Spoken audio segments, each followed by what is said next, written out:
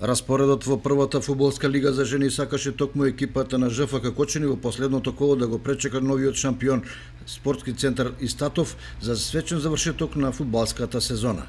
Екипата на легендарниот голман ја потврди својата супериорност во овогодишниот шампионат и убедливо го освои првенството. Во дуелот во кој беа постигнати 12 гола, победија гостинките со високи 9:3.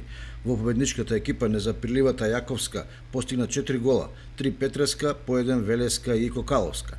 Кај домакинките прецизни беа Атанасова и Енета Георгиева со 2 постигнати гола.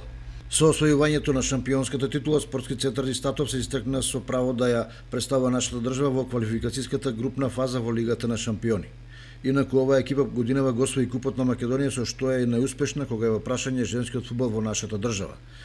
Во ЖФК Кочани се задоволни од резултатите во првенството, особено во пролетниот дел, со оглед на податокот дека во тек е процес на подмладување на екипата која се потпира на сопствени фудбалерки.